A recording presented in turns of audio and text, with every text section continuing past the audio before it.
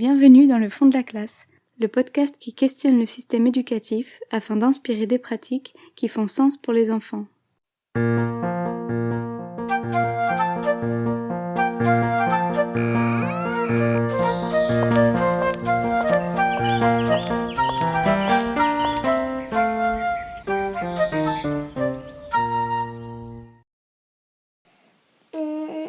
Je sais pas trop, mais le rôle d'une institutrice,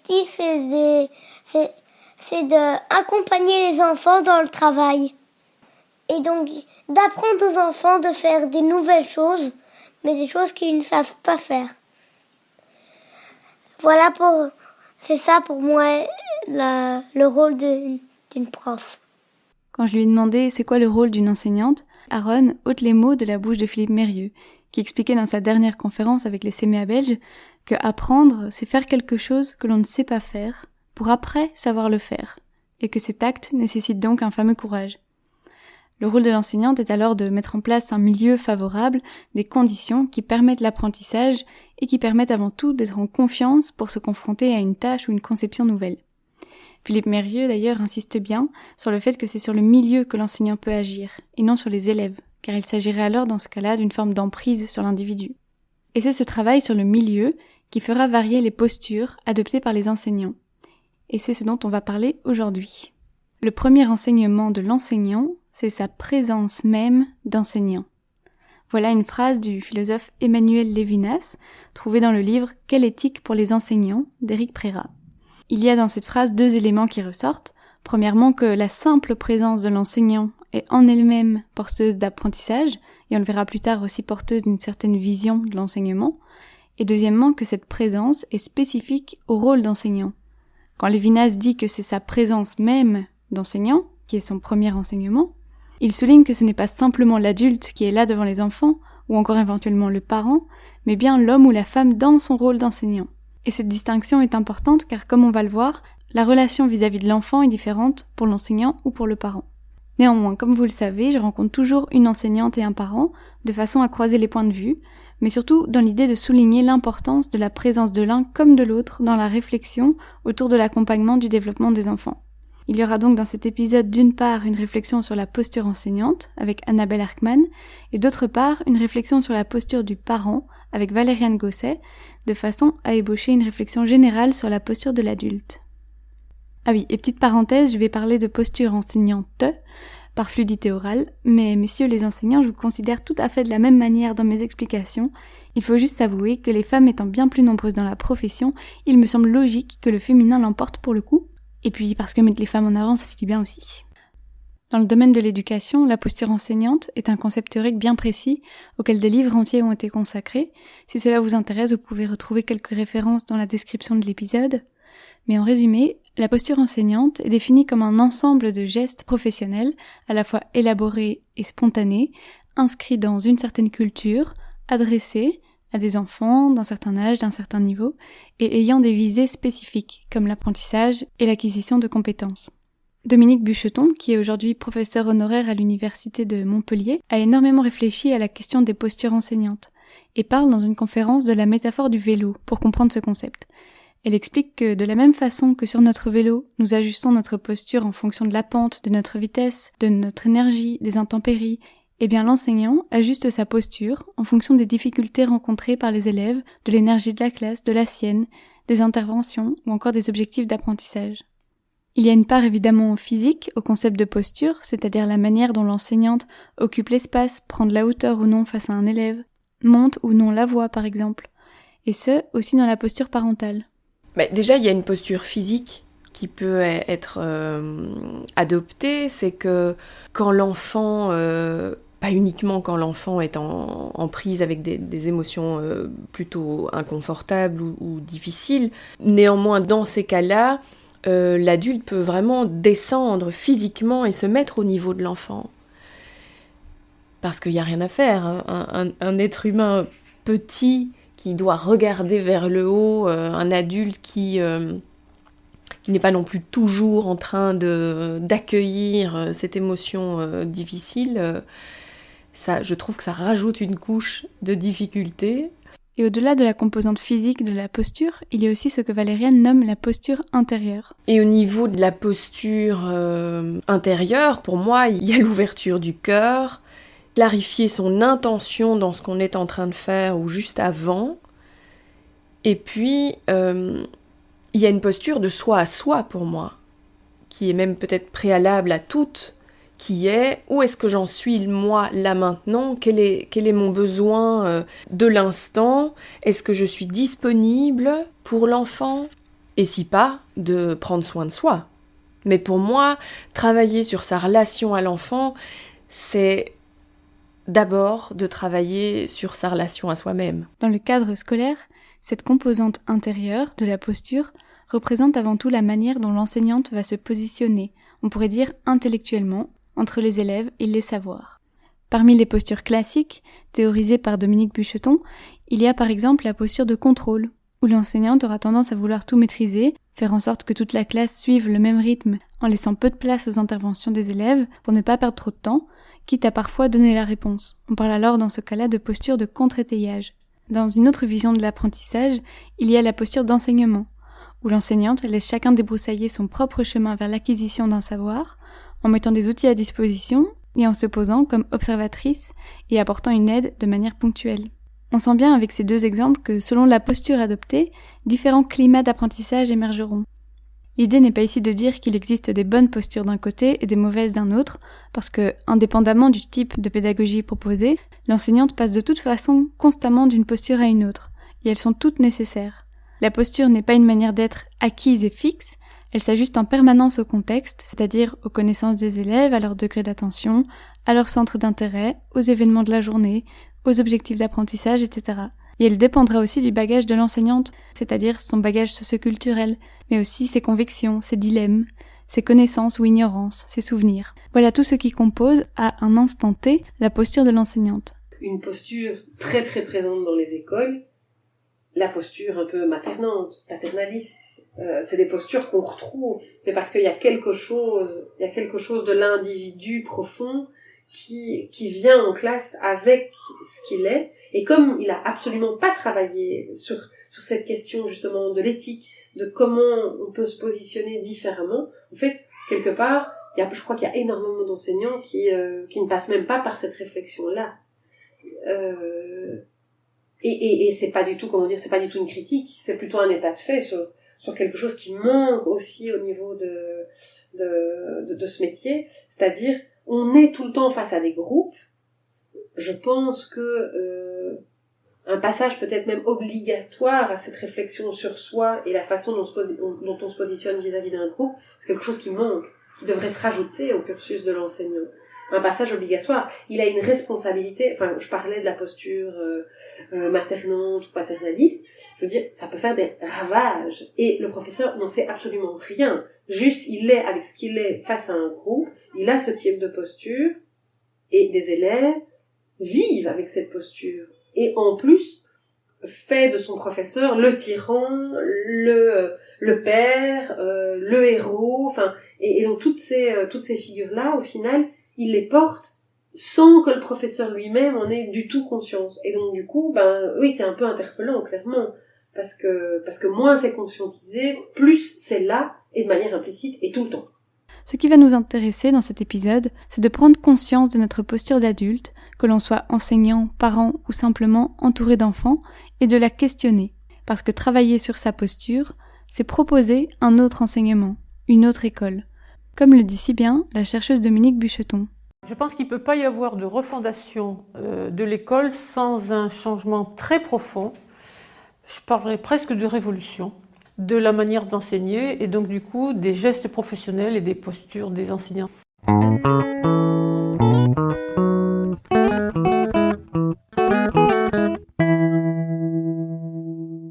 Pour penser cette posture enseignante, nous discuterons avec Annabelle Arkman, que vous venez d'entendre juste avant la chercheuse. Elle a fait des études de philologie romane et est professeure de français et de théâtre. J'ai eu comme parcours de travailler pendant très longtemps à l'école de Crolly, mais j'ai aussi travaillé dans deux autres écoles au début de ma carrière, dans une école qui s'appelait Saint-Adrien.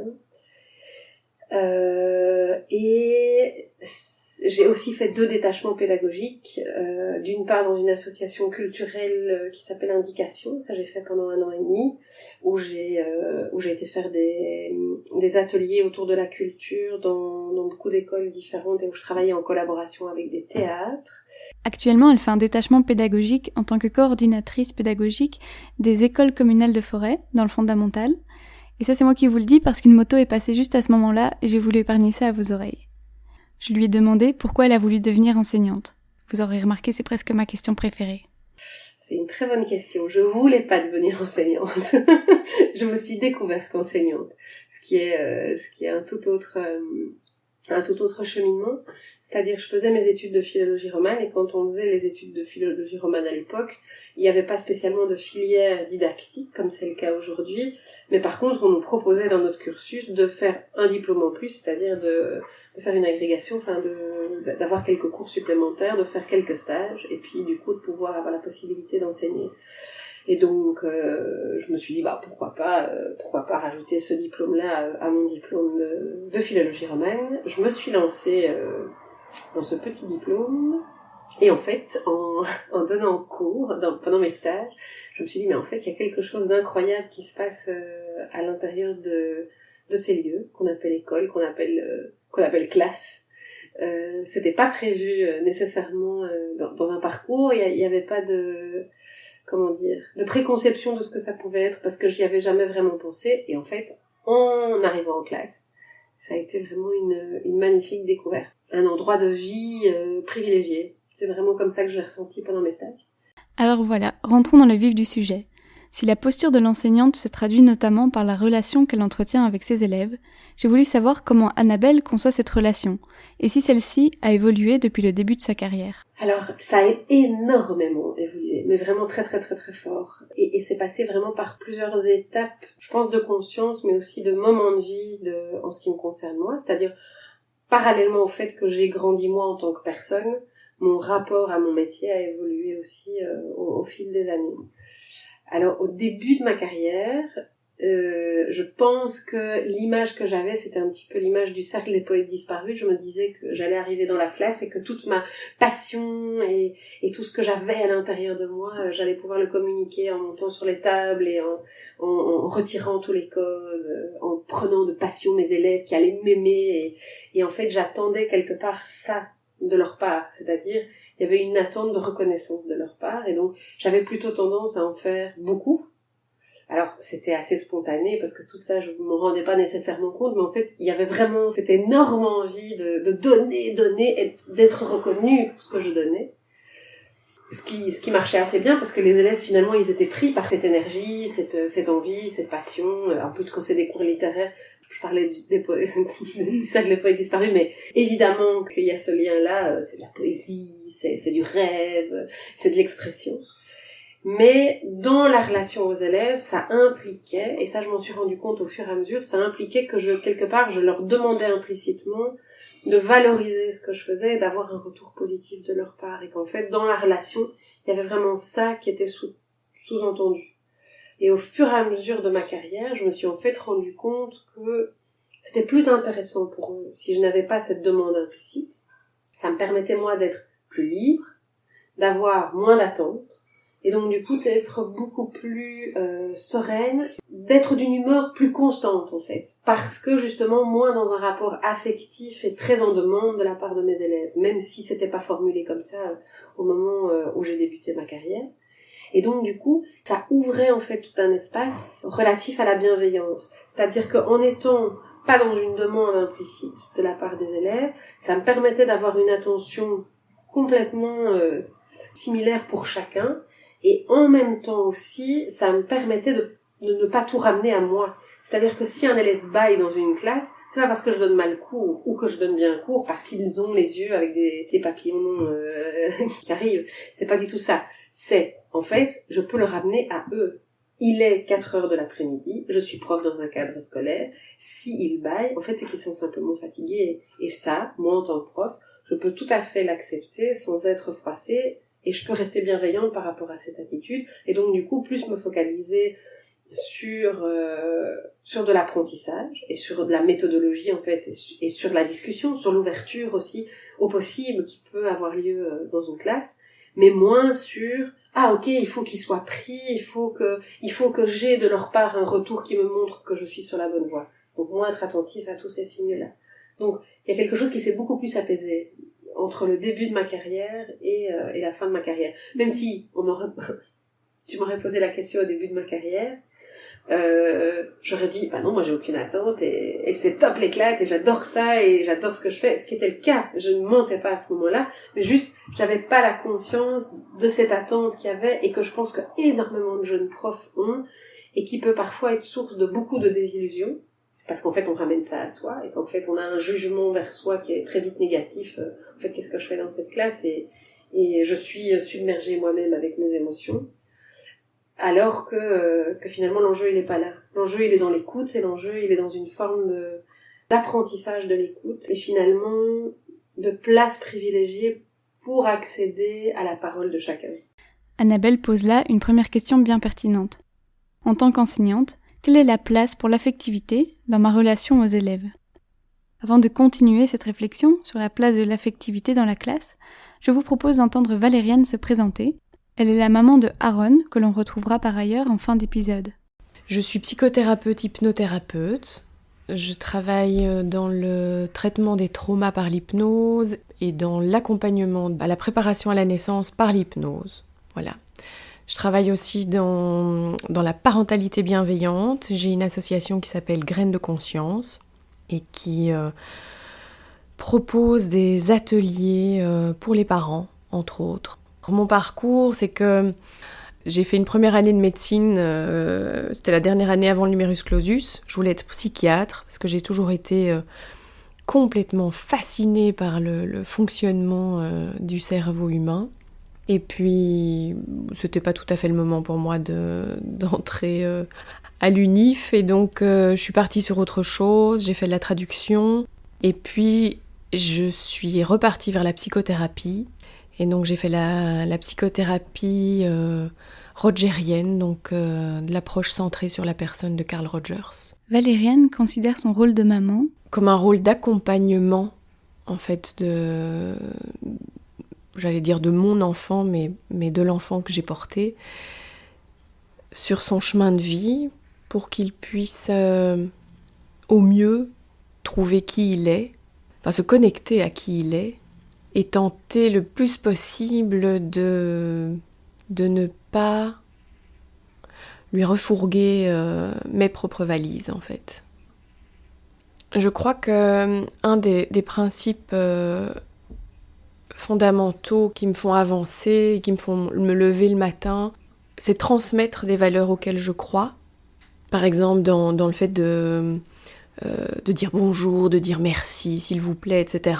Je préfère que mon enfant sache pourquoi c'est intéressant de dire bonjour avant de parler à quelqu'un ou de dire merci, plutôt qu'il ne le dise que parce qu'il a été obligé, en fait. Et j'ai envie de lui... pas de lui inculquer, parce que ça voudrait dire que j'essaye de lui refourguer des trucs qui m'appartiennent, mais je voudrais élargir le plus possible son libre arbitre, et puis le fait qu'il intègre des choses qui l'entourent, mais qu'il comprenne surtout ce que ça vient nourrir derrière, en fait. Comme vous l'avez entendu dans sa présentation, Valériane donne des formations en parentalité bienveillante. Et son contenu se base notamment sur les ouvrages de Adèle Faber et Hélène Maslich, dont le livre le plus connu est « Parler pour que les enfants écoutent, écouter pour que les enfants parlent ». Je lui ai demandé pourquoi c'était une thématique importante selon elle et quel est l'objectif principal de sa formation. Je me suis rendu compte qu'en fait, la plupart du temps, quand on ne questionne pas nos croyances, nos conditionnements, eh bien nous faisons les choses plutôt par automatisme. Et du coup, comme je te l'ai dit, je suis fascinée par le fonctionnement du cerveau, et les neurosciences affectives et sociales, etc. Je me suis dit, mais la plupart des parents ne savent pas, en fait, qu'ils font quelque chose et qui n'est peut-être pas hyper au service du vivant, au service de la vie qui se déploie en nous et au service du fait de pouvoir se déployer comme être. Et du coup, je me suis dit, mais ok, moi ça me parle énormément et je vais aller partager des choses qui ont fait sens pour moi. Mais c'était même déjà avant d'être enceinte et de voir à quel point c'était important pour moi et aussi pour la maturation optimale du cerveau, quoi. Bah, c'est très large ce que je dis, mais c'est de voir ce que l'impact, les conséquences de ce que je fais sur autrui, et en l'occurrence sur les enfants. Et on veut tous, on veut que nos enfants deviennent des adultes responsables. Alors je trouve que c'est intéressant de commencer par soi, en fait, et de prendre sa responsabilité en tant que parent et dire, ok, quel genre de parent j'ai envie d'être pour que mon enfant puisse avoir envie de devenir un adulte, peut-être comme moi, ou peut-être inspiré par d'autres, quoi. Et concernant les intentions de sa formation? Alors, il y en a une hyper importante qui me vient, et c'est un sacré changement de paradigme.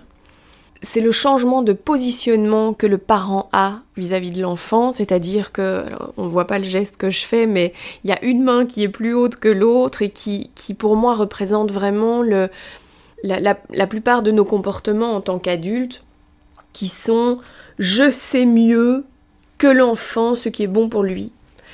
Alors je ne dis pas que c'est toujours faux, je dis que ce qui est intéressant, c'est de questionner notre intention et de la clarifier, et de reconnaître chez l'enfant que c'est un autre être humain. C'est juste un autre être humain. Il a certes moins d'expérience que nous, mais il a exactement la même dignité humaine.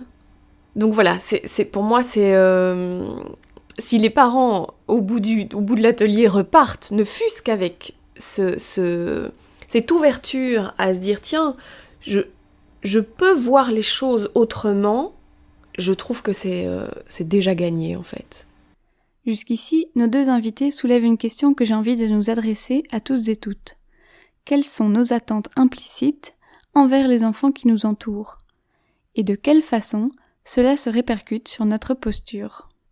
Revenons-en à la question de la place de l'affectivité dans la posture de l'enseignante, et écoutons ce qu'Annabelle pense du sujet. Il y a un engagement personnel, en tout cas je le ressens comme ça, je suis engagée personnellement.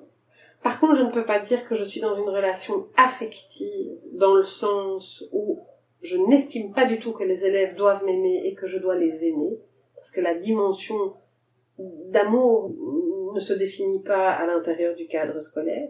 Par contre, on parlait de l'éthique, pour moi, l'éthique première d'un professeur, c'est sa bienveillance. Un professeur qui n'est pas bienveillant, il outrepasse complètement l'éthique auquel il est soumis.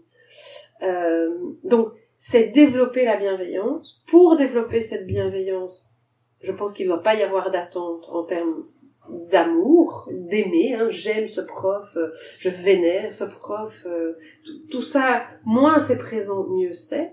Par contre, la question du tutoiement, pour moi, elle facilite simplement les échanges. Et donc, je n'y vois pas un signe affectif, j'y vois plutôt un signe de collaboration et de travail ensemble dans la bienveillance, ce qui n'est pas du tout la même chose. Et donc, je peux aussi donner d'autres exemples. Il y a beaucoup cette idée de les cadeaux de fin d'année, les reconnaissances, les signes extérieurs que des élèves auraient vis-à-vis de professeurs. C'est quelque chose que j'explicite, pas depuis longtemps, mais que j'explicite à mes élèves. C'est-à-dire, vous n'avez pas en fait à me faire de cadeaux, de quoi que ce soit. Quand on me dit merci, je le prends de manière positive, mais ça reste mon travail.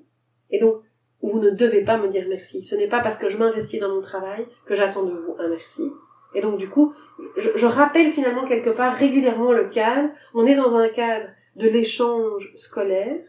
On n'est pas dans un rapport où il y a une demande, comme dans les relations interpersonnelles en dehors du cadre scolaire, d'aimer et de pas aimer. Et je pense, plus loin que ça, je pense que les professeurs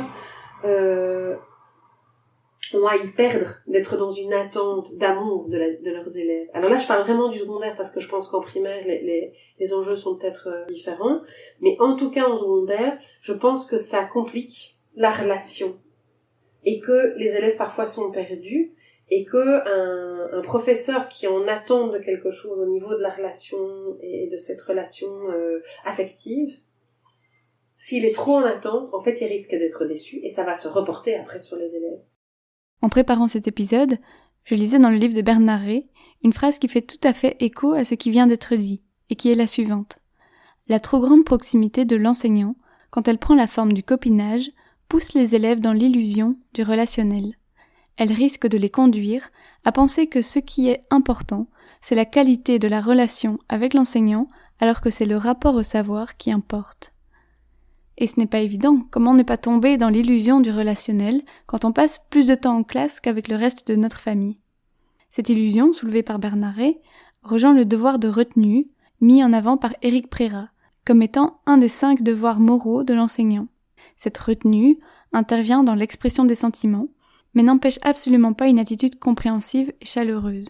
Ce qu'il faut retenir concernant l'affectivité, c'est que le problème d'une relation affective entretenue avec les élèves crée une confusion qui associe la qualité de la relation à la qualité du travail rendu par l'élève. Un élève qui a une mauvaise note, si on est trop dans ce rapport de copinage, pour reprendre le terme de Bernard Rey, oui, j'ai cette note-là parce qu'il m'aime pas. Ça fait perdre cette confiance dans ce qui est en train de se passer, ça met de nouveau ça à mal. C'est ça se passe parce qu'il m'aime ou ça se passe parce qu'il ne m'aime pas. Et ça retire tout un potentiel chez l'élève, puisque c'est attribué au professeur. S'il y arrive, c'est parce qu'il est aimé ou pas aimé. Et donc, en fait, tout le potentiel de l'élève, on y pense quasiment plus, du point de vue de l'élève, là, je parle, hein.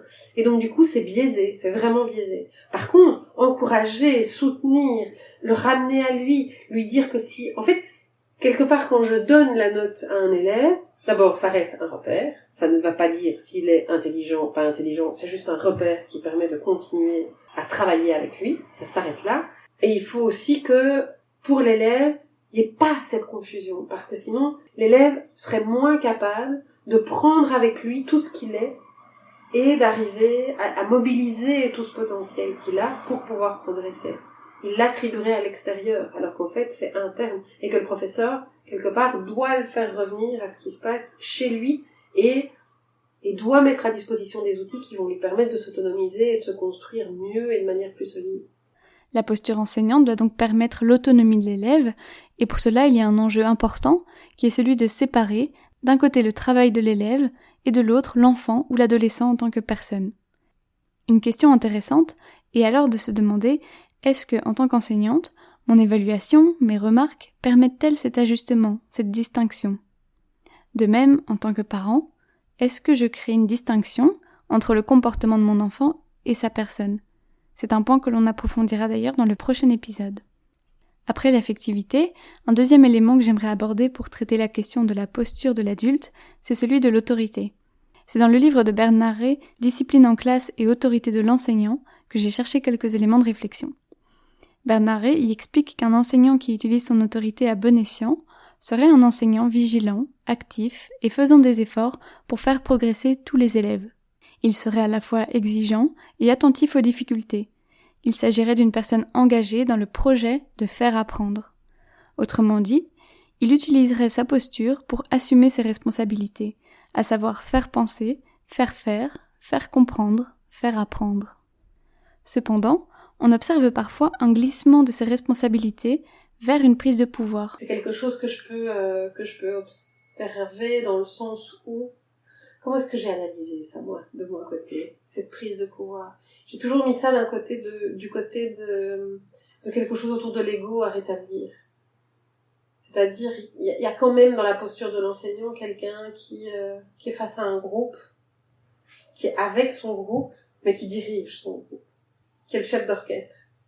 Si on a une fragilité au niveau de la représentation de soi, au niveau justement de qui on est, qu'on a besoin de reconnaissance, qu'on est fragilisé pour toute une série de raisons, et qu'on va en classe pour sentir qu'en fait on rétablit cet ego, on peut prendre le pouvoir et sentir qu'en fait on vaut quelque chose parce qu'on sent qu'on l'a. Ça, c'est une posture qui est problématique. Je pense en tout cas qui doit amener à une évolution. Je dis pas qu'elle est problématique, je dis qu'elle doit amener à une évolution. Ça s'observe dans le métier d'enseignant. L'enseignant, il est quand même tout seul face à un groupe. Et à la base, ce groupe, dans toutes les préconceptions et même dans ce qu'on peut en dire, oui, il est celui qui le gère, qui l'organise, qui fait des propositions. Et donc du coup, très vite, on peut avoir une dérive face à ce pouvoir-là. D'où ce que je disais avant, je ne comprends pas toujours comment ça se fait que des enseignants qui sont aussi au cœur de ce qui se passe n'ont pas un petit suivi quelque part, une personne à qui ils doivent faire relais de toute leur traversée émotionnelle au niveau de toutes ces questions-là, parce que ça a du sens. Pour moi, ça a vraiment du sens, de la même manière que les directions d'école devraient avoir ça. Enfin, les directions, les enseignants, toute personne, en fait, qui est face à la gestion de groupe, à mon sens, devrait avoir ce type de moment à côté où il peut, justement, appréhender, conceptualiser ce rapport à l'autre. Il arrive en effet parfois que la posture de l'enseignante soit utilisée pour valoriser un ego, plus que pour permettre à chacun d'être dans une dynamique d'apprentissage favorable. Ainsi, des fausses croyances peuvent venir détourner des objectifs principaux, et une de ces fausses croyances est par exemple celle du nécessaire silence en classe. Oui, le maintien de la classe, ça c'est une catastrophe. Une classe silencieuse, c'est une classe qui va pas bien. Mais pourtant, dans nos repères de ce que c'est qu'une classe, ah, quel bon professeur. La classe est calme. Bernard Rey nous dit que si une résistance s'observe chez un élève, il est peut-être intéressant de se demander quelle était la fonction exacte de cette injonction, de cette consigne, de cette demande. Servait-elle vraiment à l'apprentissage, ou est-ce qu'elle était un acte d'autorité, une manière de vérifier que je maîtrise l'élève ? Et comment alors réagir, sans être autoritaire, quand on remarque qu'un élève a décroché ou empêche d'autres élèves d'être dans une situation d'apprentissage adéquate ? J'ai posé la question à Annabelle. Je ne le fais pas de manière frontale. C'est-à-dire, je vais toujours attendre un moment où il y a une disponibilité de la part de l'élève pour voir avec lui ce qui lui permettrait d'être plus, lui, à l'intérieur de la matière. C'est-à-dire, ne pas faire comme si ça n'existait pas. C'est-à-dire, oui, j'ai bien remarqué que c'était quelque chose avec lequel tu ne rentrais pas nécessairement dans le travail. Voilà, en tout cas, moi, ce que je peux observer, c'est qu'il y a une difficulté d'être dans ce travail-là. Ce n'est qu'une observation. Peut-être que je me trompe, peut-être que je me trompe pas, mais en tout cas, voilà, moi, j'aimerais bien en discuter avec toi et de voir ensemble comment est-ce qu'on peut construire, du coup, un moment pédagogique dans lequel on signe quelque part un contrat individualisé, toi et moi, pour finalement arriver à ce que ce moment soit profitable pour toi et finalement que moi je réponde à ma mission de professeur. Et je trouve qu'il y a, oui c'est ça, je pense à un moment très très significatif qui montre cette bascule-là. Par exemple, quand un élève, c'est pas toujours du tout des enfants, marque le fait que il papote beaucoup, il fait beaucoup de bruit, il est dissipé. Je sais maintenant qu'avec un élève comme ça, qui a ce type de comportement-là, l'idée n'est pas de dire dors et de sortir de ses gonds, ça n'a aucun sens. Par contre, de dire en fait, là, tu es en dehors du cadre. Je ne sais pas pourquoi, en fait, tu es en dehors du cadre. Mais le cadre qui est proposé, tu n'es pas en adéquation avec lui. Je te le signifie. Je te le signifie une première fois, je te le signifie une deuxième fois. Et puis, je suis désolée, je suis sincèrement désolée pour toi, mais tu vas devoir sortir de la classe parce que le cadre ne convient pas. Ce déclic-là, il a été pour moi vraiment extrêmement significatif. C'est-à-dire de pouvoir ramener l'élève au cadre dans lequel on se trouve. Et donc, c'est ni lui, il est même pas en tort. Juste, il ne parvient pas à ce moment-là, et ce sera le moment après de savoir pourquoi, mais à ce moment-là, il n'est pas disponible, et ce que je lui propose, il n'y a pas accès. Et comme ces deux choses-là n'existent pas, en fait, il vaut mieux qu'il n'y soit pas du tout, et puis on y reviendra pour voir comment est-ce qu'il peut re-rentrer, comment le cadre et lui peuvent trouver un compromis, quoi.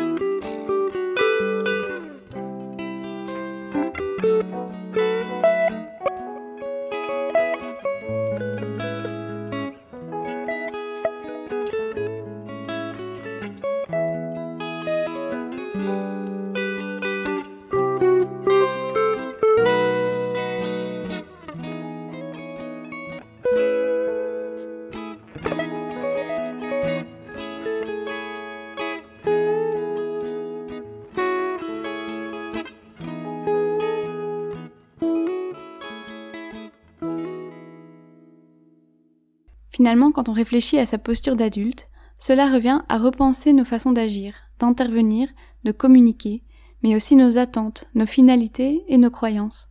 Et par croyance, j'entends le fait de croire que nos élèves sont capables ou non, que tel contenu est adapté ou non, que telle pratique pédagogique est importante ou pas. Se questionner sur nos pratiques de manière aussi transversale n'est pas forcément confortable, mais nous aurions tort de penser que ces réflexions mettraient à mal notre stabilité, notre crédibilité, ou encore notre confiance en nous-mêmes. C'est-à-dire, dans la posture de l'enseignant, il y a cette réflexivité sur, évidemment, la matière, mais en miroir à soi-même aussi. C'est-à-dire, estimer qu'on a toujours à questionner ce qu'on propose ou qui on est à l'intérieur d'un groupe, et qu'en fait, si cette attitude réflexive disparaît, en fait, on la fige, et on a la sensation que c'est. Un enseignant qui dirait « c'est », pour moi, c'est plus un enseignant. C'est-à-dire qu'il y a obligatoirement une posture réflexive. Ça, c'est la base de l'enseignement. C'est toujours être dans cette optique réflexive. C'est pas nécessairement être instable. La réflexion, c'est l'inverse de l'instabilité. C'est avoir un socle qui permet justement de continuer à réfléchir pour rester en mouvement. Être figé, c'est arrêter la réflexion. Croire qu'il y a une réalité, une vérité, c'est arrêter la réflexion. Et c'est l'inverse de ce qu'on doit faire dans une classe. Prendre du recul et réfléchir à ces pratiques permet de les faire évoluer. Cependant, il arrive bien souvent que les enseignants qui se mettent dans cette dynamique et réfléchissent au sens de leurs propositions pédagogiques, à leur posture, se retrouvent parfois confrontés au cadre de l'institution qui n'est pas prêt à permettre une adaptation, un aménagement de ce cadre prédéfini par des lois, des normes ou encore des habitudes. Quelque chose qui est marquant avec la traversée de ce Covid-là à l'intérieur des écoles, c'est la difficulté, l'énorme difficulté d'adaptabilité. Parce que justement, je pense qu'il y a une grande part des individus au sein de la société, et de nouveau, je ne blâme absolument pas les individus, je blâme plutôt le système, c'est-à-dire l'école, parce que qui crée les individus à l'intérieur du système, c'est l'école, qui ont donné un schéma de cadre rigide, fixe, avec des repères fixes, et surtout rester dans ce cadre-là. Et en fait, quelque part, la réflexivité, elle n'est pas entretenue, puisque les personnes sont fragilisées. Avec un événement comme celui-ci, je trouve que ça met vraiment très fort ça en exergue. L'épisode de la Covid, là maintenant, c'est ça. C'est montrer à quel point ce rapport au réflexif est malmené parce que pas très existant habituellement. Ce qui est difficile aussi, c'est le cadre qui est donné. Parce que quelque part, une institution comme la Fédération Wallonie-Bruxelles, c'est une case, un grand carré avec des règles, des obligations. Et l'enseignant et les écoles doivent arriver à développer une réflexion à l'intérieur d'un cadre extrêmement serré. Et donc il y a quelque chose d'un petit peu schizophrénique. C'est comment entretenir cette réflexion et en même temps répondre au cadre. Parce que le cadre n'invite pas toujours à cette réflexivité, et quand il y invite, en fait, on a des gens perdus, puisque c'est pas l'habitude, et puisque c'est pas comme ça qu'on leur a appris, et c'est pas comme ça qu'on leur a fait appréhender le savoir nécessairement. Et donc, le savoir, le regard sur soi, c'est avoir des certitudes. C'est comme si la connaissance, mais ça c'est, pour moi c'est vraiment vieillot, c'est l'image d'un professeur qui oserait dire je ne sais pas. En fait, c'est magnifique un professeur qui dit je ne sais pas. C'est un professeur qui est au bon endroit. Un professeur qui dit tout le temps je sais, sous peine même de dire un truc qui est faux, il est pas du tout au bon endroit. Mais tout ce qui est autour de nous et tout ce qui nous est demandé force à nous mettre dans une posture qui est pas juste quelque part. Ça devrait être valorisé en permanence de dire je sais pas. À l'inverse de je sais. Je sais où je corresponds exactement au cadre qu'on m'a donné. Et donc, c'est extrêmement compliqué, je trouve, au jour d'aujourd'hui, d'être dans cette posture où, en même temps, le cadre, il est là, il est omniprésent avec des balises hyper claires. Tout le monde doit mettre un masque, et puis tout le monde en même temps dit des choses contraires, et puis en même temps, c'est pas du tout reposant parce que où est le sens dans tout ça, ouais. Et en même temps, il faut avoir cette réflexivité permanente parce que c'est le lieu de l'école qui permet justement de se sentir à l'aise avec ce postulat de réflexivité. Alors comment entretenir la réflexion au sein d'un cadre qui ne la permet pas forcément ? Un premier élément serait, comme l'a évoqué Annabelle, de se permettre une réflexivité à ce qui advient, et oser proposer des choses différentes, qui questionnent en tout cas les limites du cadre imposé. Il s'agit aussi d'oser faire preuve d'originalité, par rapport aux normes, aux comparaisons qui circulent dans les salles des profs par exemple. Et un élément de posture soulevé par Annabelle est l'humilité dans l'exercice du métier, le fait d'oser dire « je ne sais pas » devant des élèves ou des enfants. Cela questionne la notion d'exemplarité, souvent valorisée dans la posture d'adulte. Pour Éric Prérat, l'exemplarité ne se trouve pas dans la perfection, ni même dans la quête de celle-ci. Elle se cherche du côté d'une fidélité silencieuse à quelques grands principes.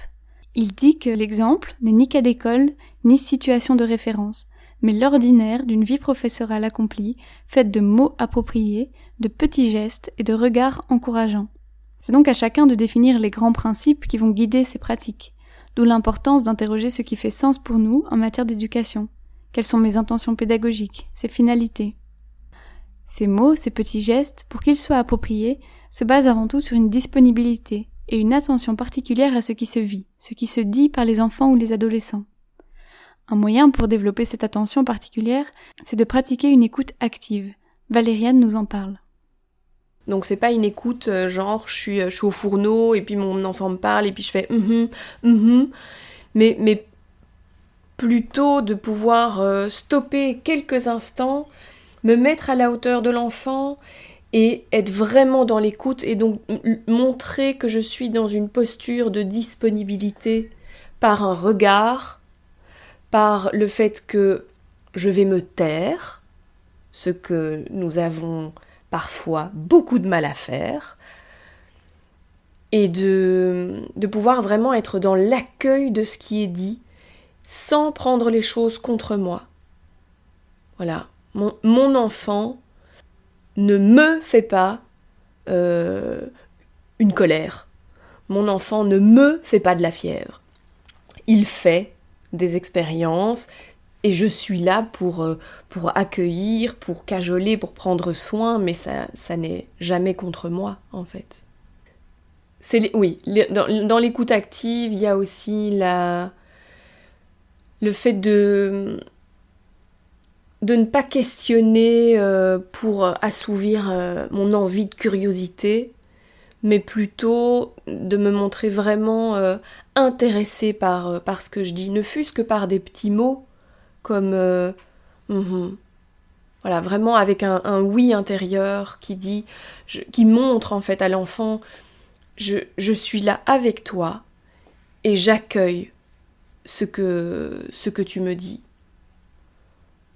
Parce qu'on peut voir aussi dans les avec les enfants un peu plus grands qui reviennent de l'école ou qui reviennent d'une soirée ou quoi, on les assaille de questions en disant « Ah, c'était bien, t'as dansé avec qui, quelle musique, etc. » Et en fait, la plupart du temps, ils passent devant nous et ils claquent la porte de leur chambre, alors qu'en fait, simplement de pouvoir dire à l'enfant « Je suis là pour toi, peut-être que là, c'est pas le moment pour toi, mais sache que si tu viens me trouver, je me montrerai disponible, quoi. » Alors il y a parfois des parents qui me disent « Oui, mais j'ai pas le temps, moi, ça prend du temps d'écouter mon enfant. » Clairement, en même temps, on peut être infiniment disponible pendant 5 minutes.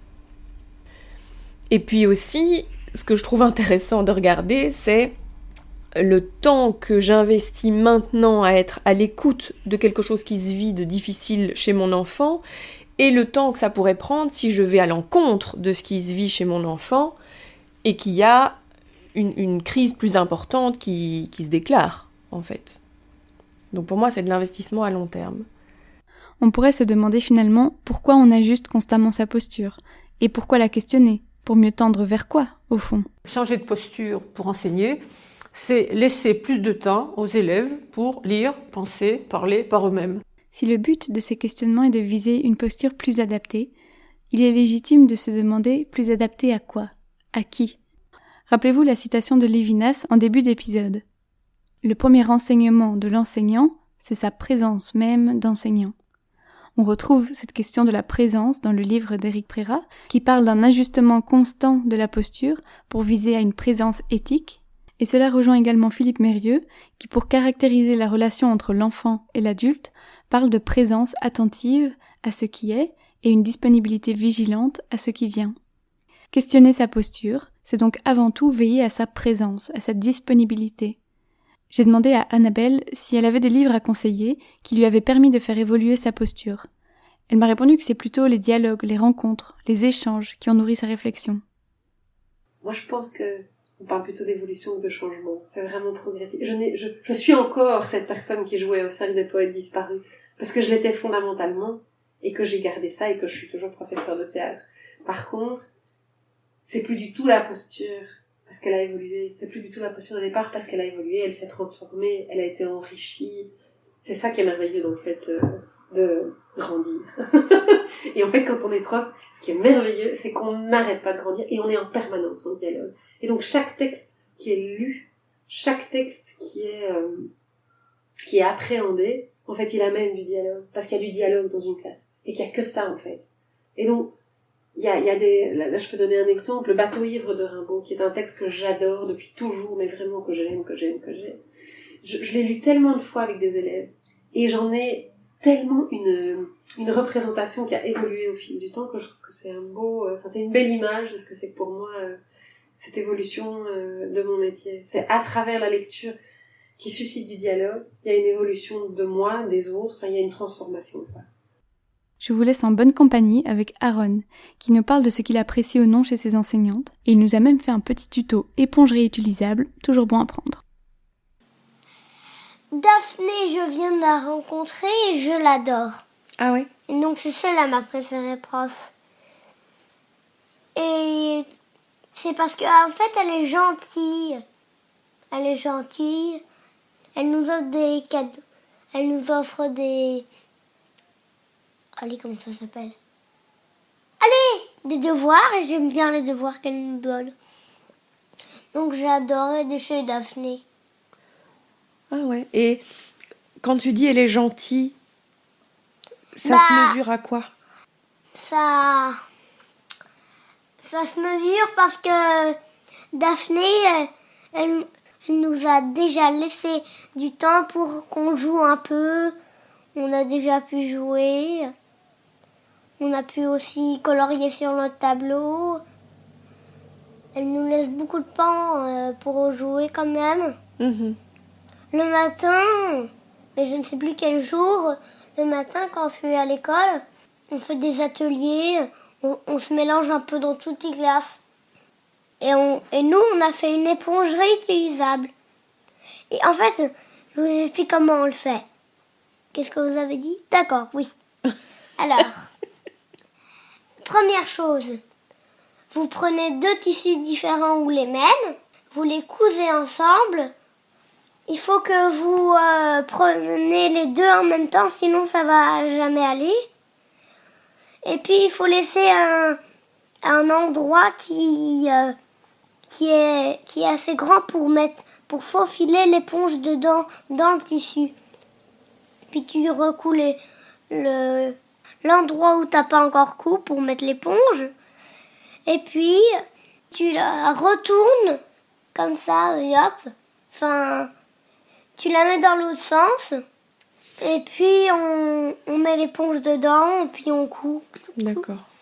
Bah voilà. Donc là, tu disais que vous aviez des ateliers où tous les âges se mélangeaient, c'est ça? Oui, où toute l'école se mélangeait. Tout. Ah ouais. Et ça, tu Donc, trouves ça il y comment? a Petite Val qui est en première primaire.